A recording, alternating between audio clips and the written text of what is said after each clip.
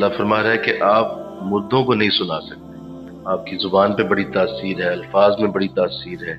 آپ کا گفتگو کا انداز بڑا اچھا ہے، آپ صاحب قرآن بھی ہیں، لیکن اس کے باوجود اگر کوئی آپ کے سامنے دل کا مردہ آ گیا ہے تو اے نبی آپ سب کچھ ہوتے ہوئے بھی اسے کچھ نہیں سنا سکتے، اس کے اندر سے ہدایت کی توفیق ہی چھین لی جائے۔ اور ایسا جس کے ساتھ ہو گیا تو اللہ کا رسول بھی اس حوالے سے قرآن نے بیان کر دیا کہ آپ میرے رسول ہو کے بھی اسے کچھ نہیں دے سکیں گے۔ جس کے دل کو اللہ نے ایسی حالت سے گزار دیا کہ وہ بظاہر نظر آتا ہے کہ زندہ ہے، ٹھیک ٹھاک چل پھر رہا ہے، لیکن اس کو آپ نیکی کی بات سناتے ہیں تو نیکی کی بات پہ وہ دھیان نہیں دیتا، اور اس کو قطعاً اس پہ کوئی غرض نہیں ہے کہ معاشرہ